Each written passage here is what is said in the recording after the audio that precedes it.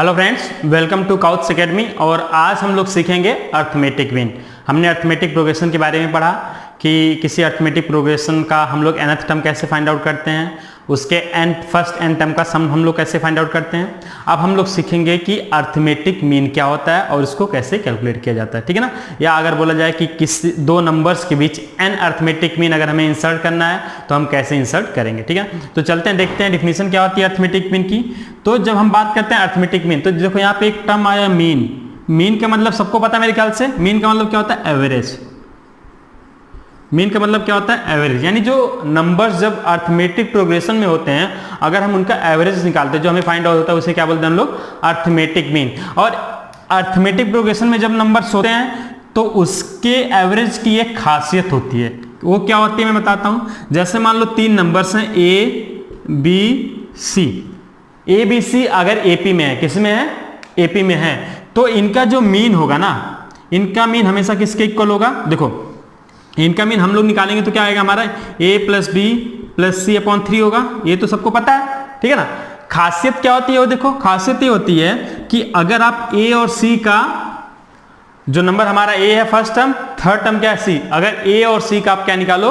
Arithmetic mean निकालो तो B के इक्वल होगा। या मैं बोलूं A और C का अगर आप एवरेज कैलकुलेट करो तो किसके इक्वल होगा? B के इक्वल होगा। कैसे? मान लो इसको मैं ऐसे नाम लिखता हूं। मान लो फर्स्ट टर्म हमारा A है, सेकेंड टर्म B है, थर्ड टर्म C है। अब देखो A क्या होगा? अगर A को हम लोग फर्स्ट टर्म लें, जो कि किसी अर्थमेटिक प्रोग्रेशन का हम लोग फर्स्ट टर्म एज्यूम करते हैं, कॉमन डिफरेंस D है, तो B इक्वल टू क्या हो जाएगा? B हो जाएगा हमारा A + D, और C क्या होगा? A + 2D। मैंने बताया क्या कि अगर मैं A और C का मीन निकालूं या एवरेज निकालूं तो B के इक्वल होगा, ठीक है ना। तो निकालो A और 2D का एवरेज क्या होगा, यानी average of A and C क्या होगा हमारा? A + C/2, ठीक है ना। A + C/2 निकाला। अब देखो A की वैल्यू पुट करो। A की वैल्यू क्या है? स्मॉल a प्लस C की वैल्यू क्या है? A + 2D, यानी A + 2D/2। सिंप्लीफाई करो, A + से क्या होगा? 2 हो जाएगा, यानी हो जाएगा हमारा 2A + 2D/2। थोड़ा सिंप्लीफाई करोगे तो देखो यहाँ पे 2 कॉमन हो जाएगा। 2 हमने कॉमन ले लिया, हो गया मेरा A + D/2, यानी 2 से 2 कट गया, ठीक है ना। यानी एवरेज या मीन ऑफ, देखो मीन और एवरेज सेम होता है, कंफ्यूज मत होना। Mean of A and C क्या हो जाएगा हमारा? A + D = क्या हो जाएगा हमारा? B।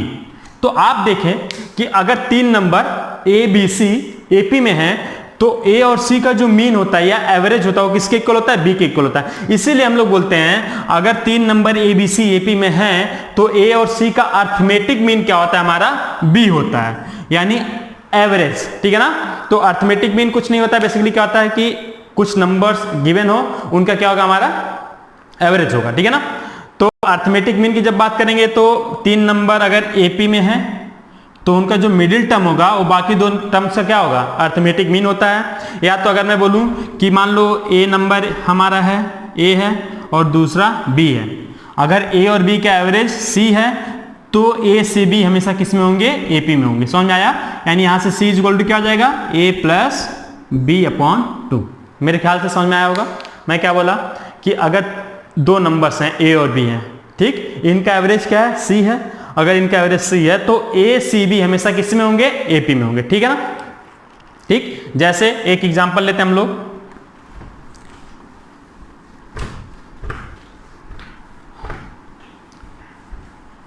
एग्जाम्पल में होगा, मान लो अगर आपसे पूछता है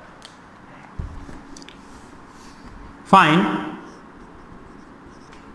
अर्थमेटिक मीन यानी AM ऑफ 2 5 8 11 एंड 14, इसका हमें AM निकालना है। क्या निकालना? Arithmetic mean. तो हमने अभी आपको बताया था कि क्या होता है अर्थमेटिक मीन अगर निकालना तो सारे नंबर्स को क्या करो? ऐड करो, और जितने नंबर हो उससे डिवाइड कर दो, यानी AM = क्या हो जाएगा? सबको ऐड करो, 2 + 5 + 8 + 11 + 14 कितने नंबर हैं? 5, ठीक है ना। अब देखो 5 है, तो इनको डिवाइड करो, देखो 2 + 5 7, 7 + 8 15, 15 + 11 26 + 14 40, यानी ये हमारा जाएगा 40/5। 40/5 क्या होता है 8, यानी जो हमारा अर्थमेटिक मीन आया वो क्या आया 8 आया। अब देखो 8 क्या है, इस टर्म का एक पार्ट है। अब अगर आप सिर्फ इन 3 टर्म्स को देखें, इन 3 टर्म्स को देखेंगे तो देखिए 5, 8 और 11 किस में, एपी में है, यानी इन तीनों नंबर का जो हमारा मीन होगा या एवरेज होगा क्या होगा 8 होगा। सिमिलरली अगर आप सिर्फ इन 3 नंबर्स को देखें, यानी किसको देखें, 2 को देखें, 8 को देखें और 14 को देखें, 2 को देखें, 8 को देखें, 14, देखो ए भी किस में, एपी में है। इनका कॉमन डिफरेंस क्या है 6 है, क्योंकि 8 - 2 होता है 6 और 14 - 8 भी क्या होता है हमारा 6, यानी ये 3 नंबर एपी में है। तो इनका अर्थमेटिक मीन क्या होगा, इनका मिडिल टर्म जो कि 8 के इक्वल होगा।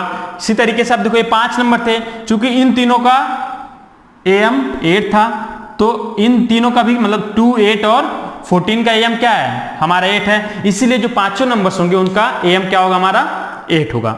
खास बात यह है कि अगर मान लो A1, A2, A3 and so on AN, अगर हमारे n नंबर्स हैं, ठीक है ना, अगर ये एपी में है तो इनका जो अर्थमेटिक मीन होता है हमेशा क्या होता है मिडिल टर्म होता है। मिडिल टर्म मतलब अगर ये ऑड नंबर होंगे, मतलब नंबर ऑफ टर्म्स मान लो ऐसे 7 है, 5 है, 11 है, 13 है, ठीक है ना, ऑड में है तो इनका जो अर्थमेटिक मीन होगा वो जो नंबर ऑफ टर्म्स है, ठीक है ना, नंबर ऑफ टर्म्स जैसे 7 है तो 7 + 1/2, यानी ये जो होगा ए टर्म के इक्वल होगा, यानी 7 + 1 8 होगा, 8/2 यानी 4th टर्म होगा। जैसे एग्जाम्पल के तौर पे मैं समझाता हूं आपको, देखिएगा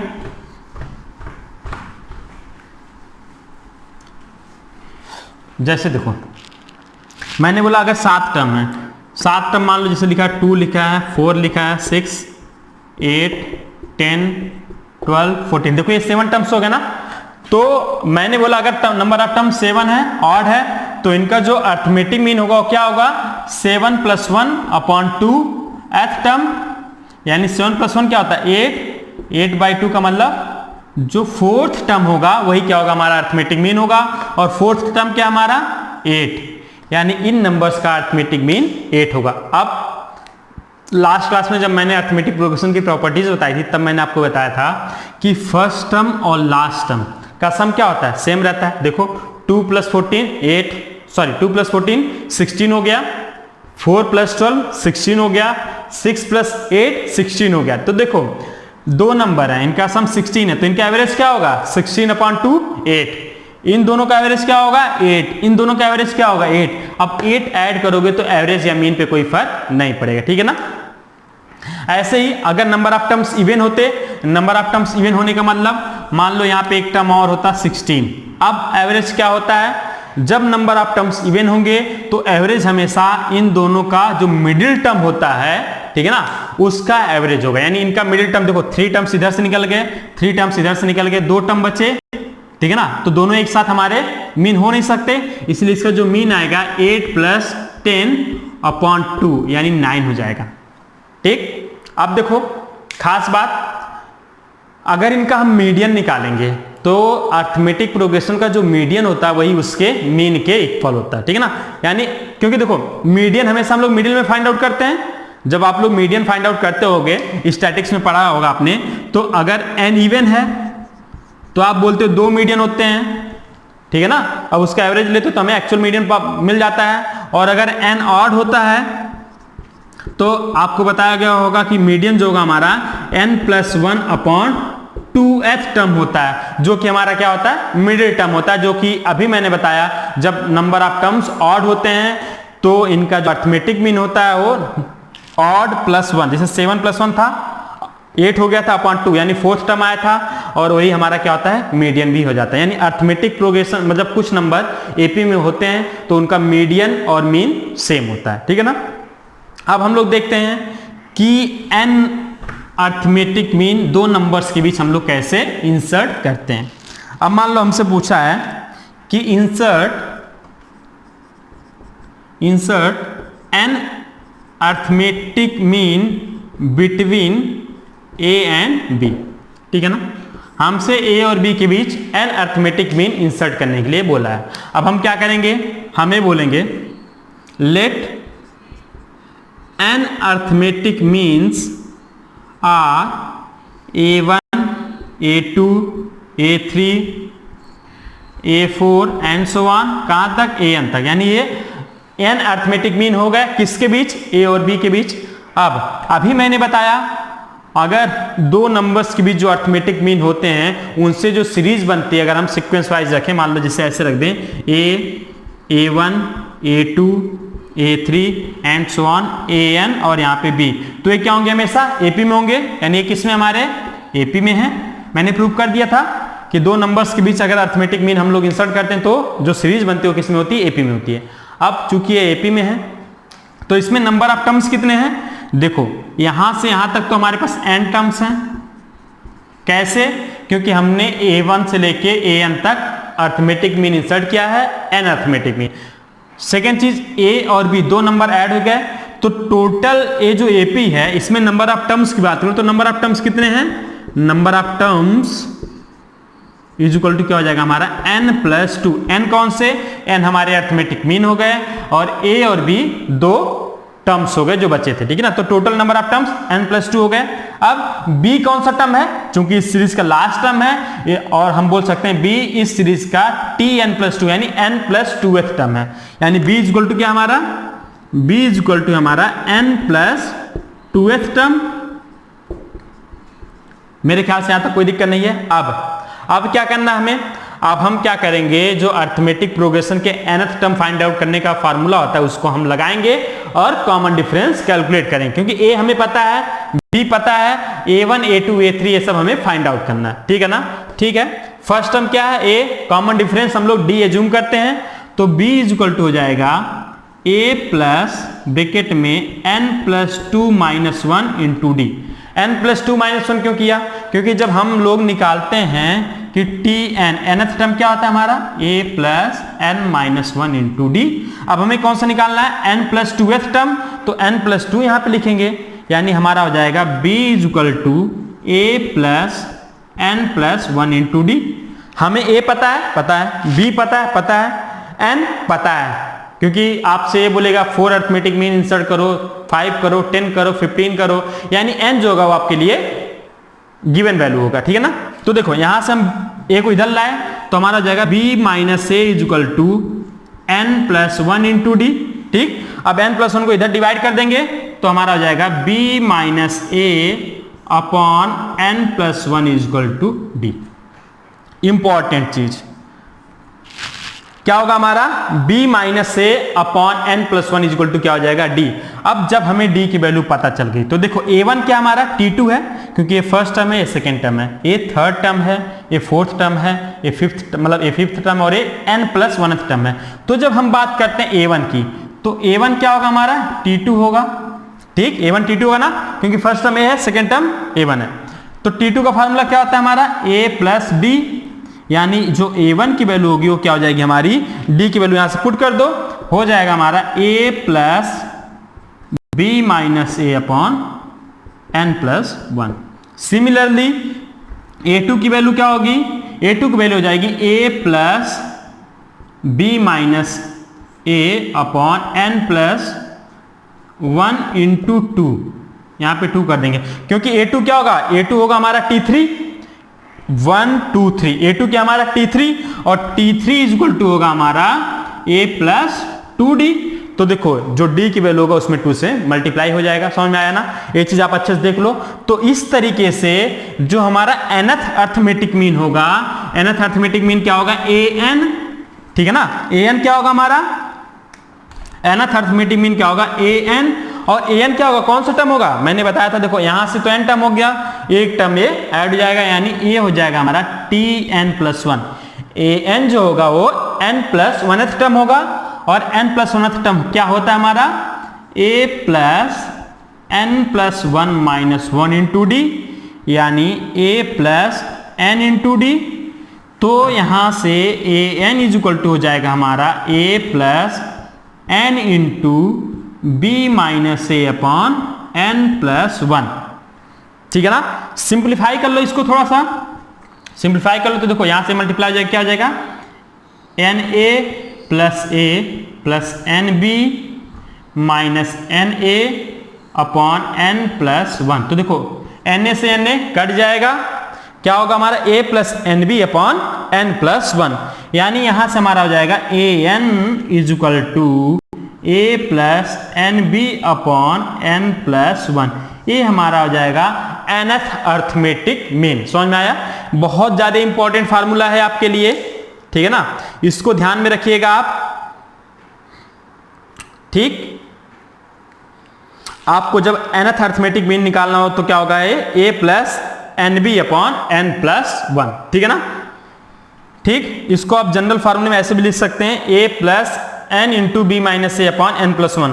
N प्लस 1 क्या हमारा, ये टोटल नंबर ऑफ अर्थमेटिक, मतलब N क्या है, total number of arithmetic mean, और B क्या है हमारा, जो लार्जर नंबर होगा दोनों में, A क्या है हमारा, जो स्मॉलर नंबर होगा, ठीक है ना। यानी A और B के बीच हमें दो, जब n अर्थमेटिक मीन इंसर्ट करना होगा तो सबसे पहले हम क्या करेंगे, A1 A2 A3 AN और B, इसको मान लेंगे हम लोग AP में होगा क्योंकि वो एक्चुअली AP में होता है।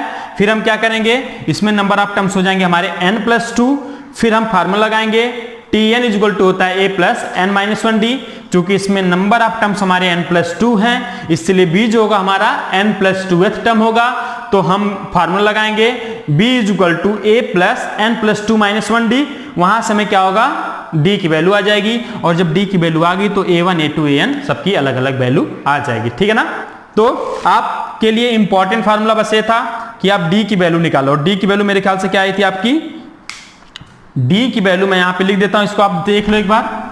D की वैल्यू याद रखो, D इज इक्वल टू हमेशा होता है B minus A upon N plus 1।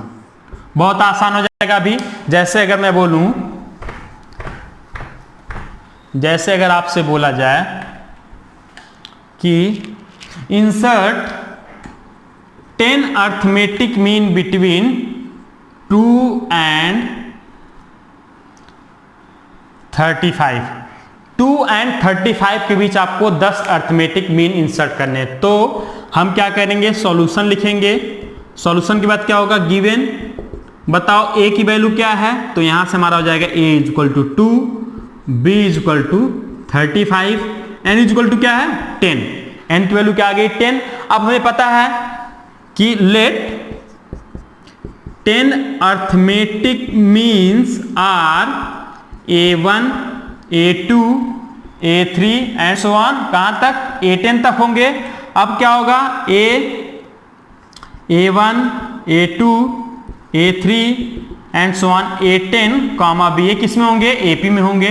अब देखो बस यहां कि इसके आगे मैं कुछ लिखूंगा नहीं, D का फार्मूला मुझे पता है, मैं डायरेक्ट लगाऊंगा। D क्या हो जाएगा हमारा, D इज इक्वल टू हो जाएगा B minus A upon N plus 1।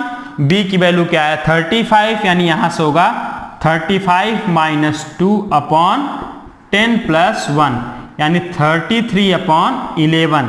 तो यहां से D की वैल्यू क्या आ जाएगी, D की वैल्यू हो जाएगी आपकी 3। जैसे ही D की वैल्यू 3 हुई तो आपका A1 क्या था, हमें पता था A1 क्या होता है हमारा, A1 होता है हमारा A प्लस D, यानी 2 प्लस 3, तो A1 की वैल्यू क्या आ गई 5, A1 की वैल्यू 5 आ गई। A2 क्या होता है 2, A प्लस 2D, A की वैल्यू क्या है 2 और D की वैल्यू 3, यानी 3 2 जा 6, तो हो जाएगा हमारा 2 प्लस 6 यानी 8।